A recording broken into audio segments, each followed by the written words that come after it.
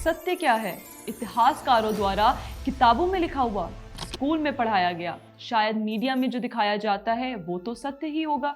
अब सत्य को लेकर फिलोसफिकल टेक भी हो सकता है, सबका अपना अपना सच होता है टाइप।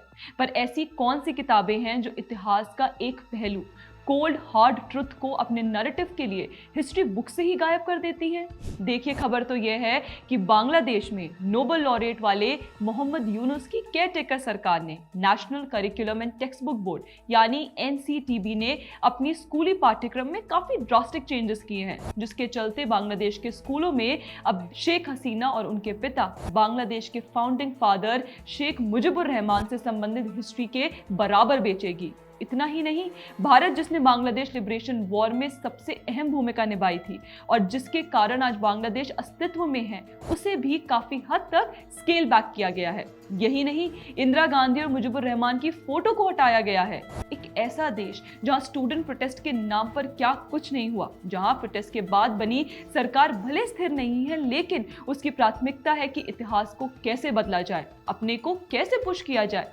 इसके लिए एनसीटीबी ने 57 सो कॉल्ड एक्सपर्ट्स की टीम बनाई थी, जिन्होंने लगभग हर स्टैंडर्ड की कुल 411 बुक्स में बदलाव किया, जिसके चलते वित्तीय संकट में होने के बावजूद अब बांग्लादेश 40 करोड़ नई स्कूल बुक्स प्रिंट करेगा। ऐसा पहली बार नहीं हुआ है कि बांग्लादेश में इतिहास को बदलने की कोशिश की गई है। सरकारें बदलती रही हैं और साथ में सत्य की परिभाषा भी। बांग्लादेश की पूर्व प्रधानमंत्री खालिदा जिया ने जब मुजिबुर रहमान और उनके फ्रीडम स्ट्रगल को बांग्लादेश के इतिहास से हटाने के कई प्रयास किए, तब 2008 में सत्ता में लौटने के बाद शेख हसीना ने सबसे पहले उसी इतिहास को रिस्टोर किया। यह केवल बांग्लादेश की दिक्कत नहीं है, भारत में तो इन सो कॉल्ड हिस्टोरियंस का यह खेल बहुत पुराना है। केवल हिस्टोरियंस ही नहीं, बल्कि राजनीतिक पार्टियां, मेन स्ट्रीम मीडिया चैनल्स और खुद को इंटेलेक्चुअल्स बताने वाला एक तबका, सबका एक उद्देश्य है, और वह ये कि भारतवर्ष के इतिहास के साथ क्या क्या और कहां-कहां छेड़छाड़ की जाए। अब हाल ही में आई छावा मूवी का उदाहरण ही ले लिया जाए। छत्रपति संभाजी महाराज, जो महान छत्रपति शिवाजी महाराज के पुत्र थे, उन्हें केवल धर्म परिवर्तन के लिए औरंगजेब ने किस तरह से टॉर्चर किया, सारी घटना सत्य है, लेकिन हमारे इतिहास से विलुप्त है। बल्कि हमें स्कूलों में पढ़ाया गया था कि औरंगजेब एक महान राजा था। एक रिलीजियस मसैकर को फ्रीडम स्ट्रगल या रेबेलियन बताया गया। हिंदुओं के नरसंहार करने वाले मोपलाव को फ्रीडम फाइटर का दर्जा दिया गया। Kashmiri Pandit was a exodus and not a genocide, यह पट्टी पढ़ाई गई। लेकिन इन सब से हम उभरे कैसे? इस इकोसिस्टम का तोड़ क्या था?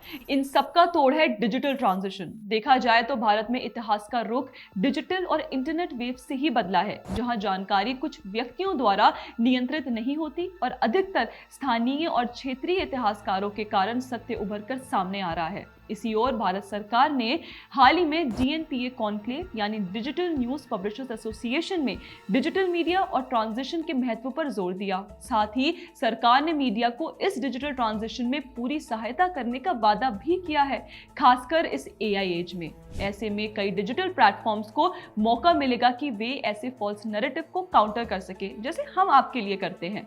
अक्सर जरूरी नहीं कि इतिहास की किताबों में जो पढ़ाया जाए वह सत्य हो, जरूरी यह है कि आपकी रिसर्च और सत्य को इंटरप्रेट करने की क्षमता कितनी मजबूत है। भले ही कितनी कोशिश की जाए इतिहास को व्हाइट वॉश करने की, बट ट्रुथ ऑलवेज प्रिवेल्स।